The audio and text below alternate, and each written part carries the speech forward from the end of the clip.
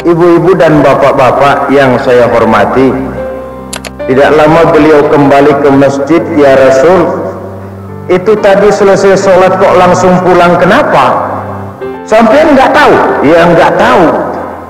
Tadi itu selesai sholat, tiba-tiba saya ingatnya selesai sholat, bahwa di rumah itu di bawah tikar ada uang 2 dirham, belum saya sedekahkan. Saya nggak pengen uang itu sampai nginap jadi pikiran.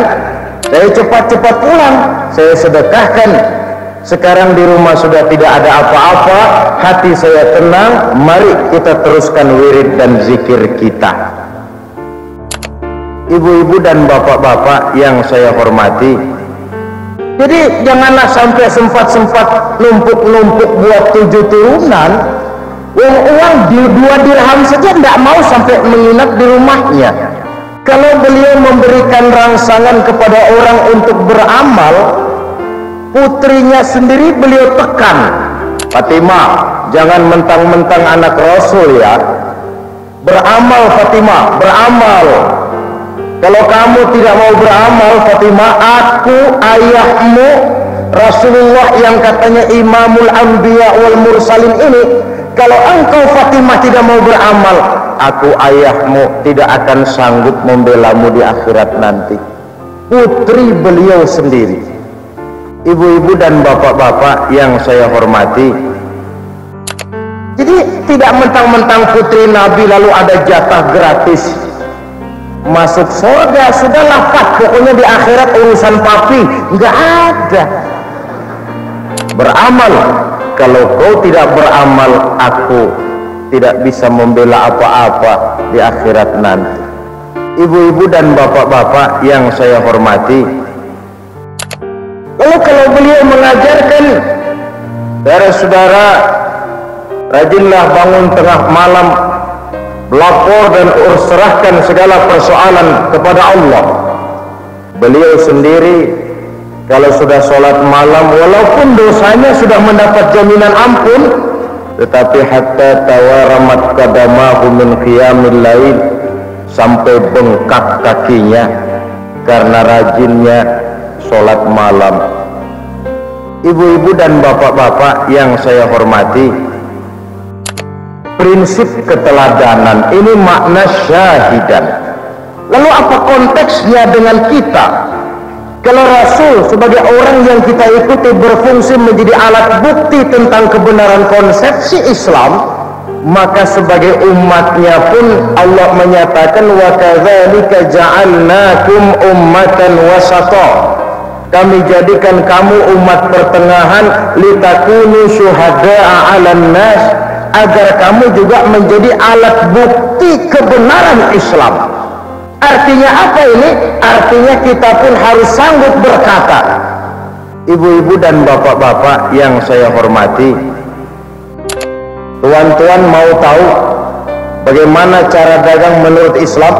Lihat saja cara kami orang Islam dagang. Mau tahu cara berumah tangga menurut Islam? Lihat saja rumah tangga kami umat Islam. Mau tahu cara bertetangga menurut Islam? Lihat saja cara kami orang Islam bertetangga. Syahidan. Ibu-ibu dan bapak-bapak yang saya hormati, dan terus terang dewasa ini kita belum berani berkata macam itu. Paling-paling kita bilang, mau tahu Pak cara dagang menurut Islam? Iya, ada Pak di fikih. Mau tahu Pak berumah tangga menurut Islam? Ada Pak di Quran. Fikih, Quran, Sunnah, fikih, Quran, Sunnah. Belum diterjemahkan di dalam kehidupan kita. Ibu-ibu dan bapak-bapak yang saya hormati, ibu-ibu, bapak-bapak, artinya apa ini? Masih ada serat halus yang menjadi dinding antara kita dengan Islam, antara kita dengan nilai-nilai iman yang kita miliki. Iman ini belum menunggal di dalam hidup. Ibu-ibu dan bapak-bapak yang saya hormati, yang refleksinya kita belum sepenuhnya merasakan kehadiran Allah dekat dalam hidup kita. Istilah saya dengan bahasa yang sederhana, kalau dia pedagang mau berangkat ke tokonya, imannya dimasukkan ke laci. Ini ajaman lah, jangan ikut-ikut ke pasar. Nanti kalau kau ikut ke pasar, timbangan saya tidak bisa curang. Kalau dia pejabat mau ke kantor, iman masuk kotak. Sudah lama, nggak usah ikut kantor kau nih. Kalau kau ikut ke kantor, aku nggak bisa korupsi. Ibu-ibu dan bapak-bapak yang saya hormati, timbulnya korupsi di kantor, penyelewengan timbangan curang di pasar, itu kan cuma karena iman ketinggalan di rumah. Sebab nilai iman yang terpendam dalam lubuk sanubari membuat orang merasakan kehadiran Allah dekat dalam hidupnya, bahwa dimanapun saya berada, kemanapun saya pergi, jika saya sendiri yang kedua Allah, kalau saya berdua yang ketiga Allah, kalau saya bertiga yang keempat Allah. Sumber daya kontrol paling efektif. Ibu-ibu dan bapak-bapak yang saya hormati, kalau saja 90% rakyat Indonesia yang beragama Islam punya perasaan macam ini, saya kira lembaga macam Kopkamtib silahkan bubar, Laksus boleh istirahat, dan polisi boleh tidur. Tapi karena umumnya mental kita ini masih mental kucing, kapan kucing itu sopan? Kalau ditongkrongi. Ibu-ibu dan bapak-bapak yang saya hormati, taruhlah ikan di piring, tongkrongi, kucing sopan bukan main. Tapi sedikit yang nongkrongi lengah, habis ikan digarap. Oleh karena itu, untuk berfungsi sebagai syahidan, langkah yang pertama harus kita mulai dengan kembali memperbaiki moral dan akhlak kita kepada Allah. Diakui atau tidak, akhlak kita kepada Allah sering mengalami pergeseran. Benar, orang sekarang tidak menyembah Lata, Uzza, Manat, Hubal, tapi berhala abad ini. Saya sering bilang, kadang-kadang namanya komputer, kadang namanya science and technology, di mana orang begitu kagum dengan otak tapi lalu lupa kepada yang bikin otak. Ibu-ibu dan bapak-bapak yang saya hormati, padahal bagaimanapun jeniusnya otak, yang bikin otak pasti lebih jenius lagi. Coba lihat petani-petani di desa kalau panen raya apa katanya? Kami panen besar berkat pupuk urea. Tuhan nomor 16. Tuhan nomor 16. Inilah fungsi tugas Rasul yang pertama, syahidan, dan fungsi kita sebagai umat pun mengikuti beliau, menerjemahkan konsepsi Islam ini di dalam kehidupan sehari-hari. Syahidan. Ibu-ibu dan bapak-bapak yang saya hormati, yang kedua, wa mubasysyira, memberikan berita gembira bahwa Islam agama yang baik, dibawa oleh manusia yang baik, disampaikan dengan cara yang baik. 3 kebaikan berkumpul menjadi satu. Tidak pernah Rasul itu berdakwah menggunakan metode kekerasan, nggak pernah nakut-nakuti orang Arab. Awas ya, tidak masuk Islam dipecat jadi orang Arab. Ibu-ibu dan bapak-bapak yang saya hormati, tidak pernah dengan bujukan materi, ayo masuk Islam supermi 2 bungkus. Sebab iman memang tidak bisa ditegakkan dengan materi, iman tidak bisa dipupuk dengan supermi, tidak bisa dipupuk dengan dolar. Mubasysyira, memberikan berita gembira. Dakwahnya bersifat human interest. Prinsipnya basyiru wala tunaffiru, gembirakan orang, jangan ditakut-takuti. Mudahkan urusan orang, jangan dipersulit. Ibu-ibu dan bapak-bapak yang saya hormati, itulah yang pepatah bilang, jangan suka tersenyum kepada orang buta, jangan berbisik kepada orang tuli. Mubazir, sudah ketahuan orang tuli dibisikin, wong kita teriak saja dia nggak denger. Sudah ketahuan orang buta diajak senyum, keramahan yang mubazir, nggak nyambung. Ibu-ibu dan bapak-bapak yang saya hormati, Adapun Rasul di dalam prinsip menyampaikan dakwah Islamnya itu menggunakan prinsip mubasyirah, ada kepentingan dengan orang yang diajak dialog, sehingga orang merasa ada keterikatan antara kepentingan dia dengan konsepsi Islam. Kalau tidak, orang akan lari. Kenapa? Menganggap ini tidak ada kepentingan dia dengan kehidupannya. Ibu-ibu dan bapak-bapak yang saya hormati, dengan kata lain, Rasulullah ibarat seorang penari, dia ngerti irama gendang. Penari yang baik memang mesti begitu. Lagian kalau gendangnya pelan lalu jogetnya kenceng, kan gak enak dilihat orang. Penari yang baik biasanya mengerti irama gendang. Begitu baginda Rasulullah sallallahu alaihi wasallam. Ibu-ibu dan bapak-bapak yang saya hormati, konsepsi Islam ini tidak. Kendati pun beliau difitnah, dicaci maki, dilontari kotoran unta, bahkan diancam hendak dibunuh. Dalam masa krisis, malaikat Jibril pernah menawarkan bantuannya. Ibu-ibu dan bapak-bapak yang saya hormati, Muhammad, orang Taif yang melontari kau dengan batu, bagaimana kalau saya angkat Jabal Uhud ini, saya timpakan mereka? Tidak usah Jibril, saya ini diutus bukan untuk menghancurkan orang kok, saya ini rahmatan lil alamin. Tapi kau dianiaya Muhammad.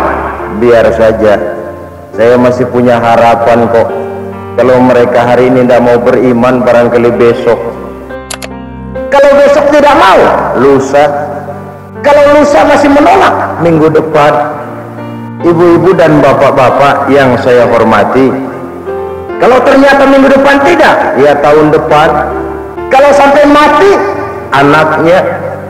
Perjuangan itu bukan makan cabai, ini hari dimakan, ini hari terasa pedas. Perjuangan itu processing.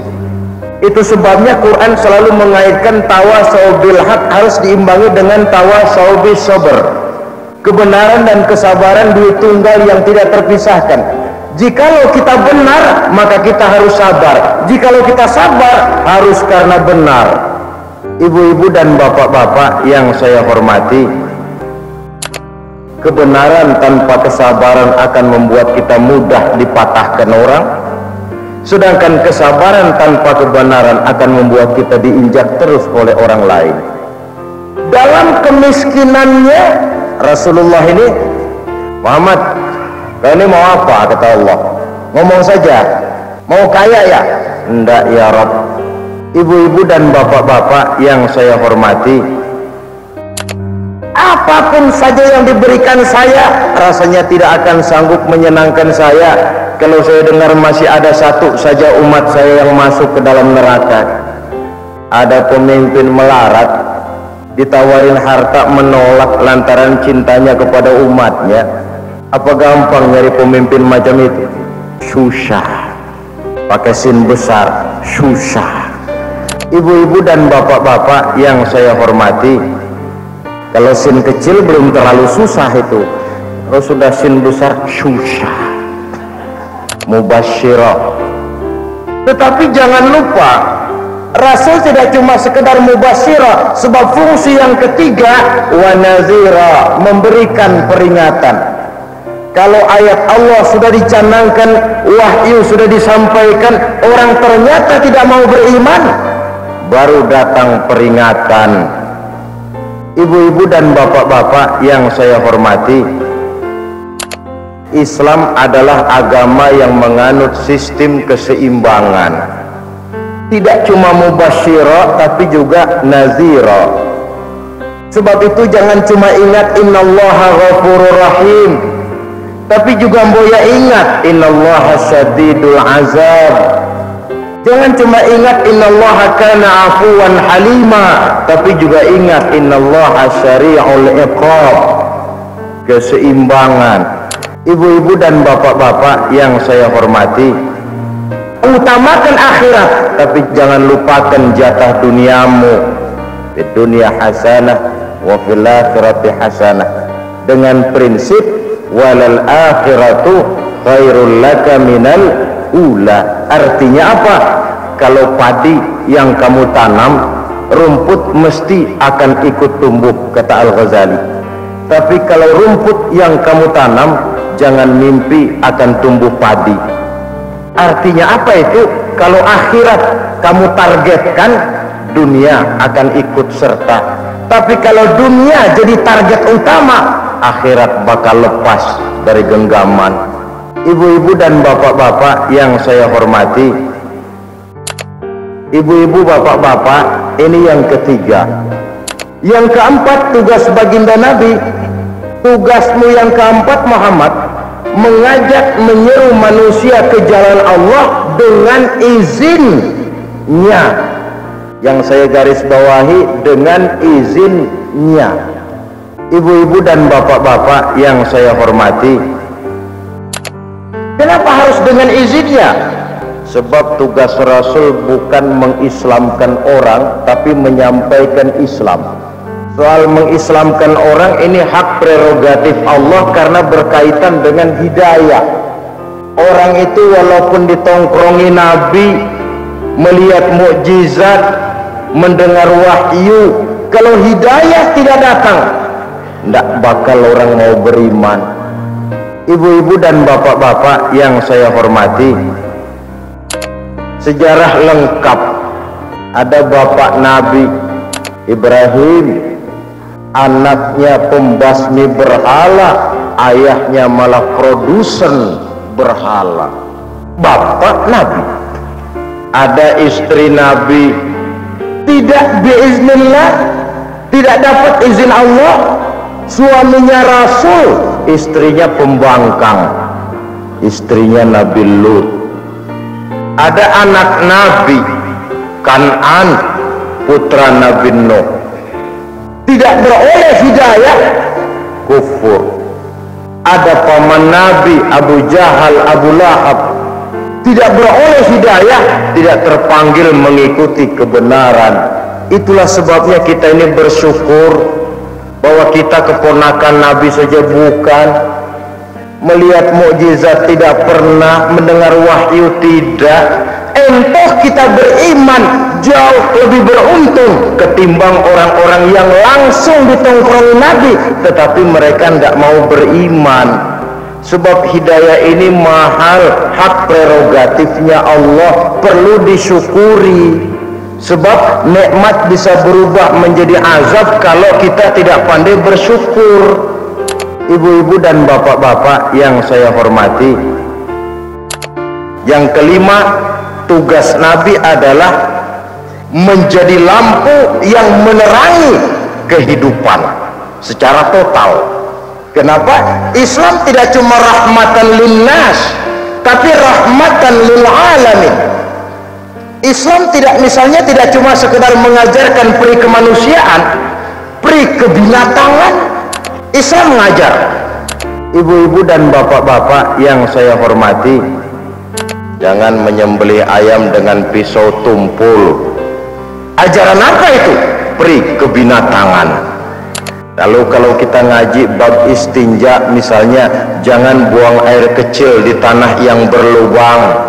Kenapa? Melindungi binatang yang ada dalam lubang itu. Siapa tahu dalam lubang itu ada semut lagi rapat membahas devaluasi. Apa dosanya sampai pada mati kena air najis? Tidak cuma rahmatan linnas, tetapi rahmatan lil alamin. Maka sebagai umatnya, kita pun harus berfungsi. Mampukah kita menjadi rahmah paling kurang buat lingkungan kita? Keberadaan kita di masyarakat punya makna dan arti, punya nilai. Jangan sampai ada dan tidak adanya kita sama saja dinilai orang. Ada ya begitu, tidak ada ya begitu. Kita berfungsi menjadi rahmah bagi lingkungan sebagaimana Rasul menjadi rahmatan lil alamin.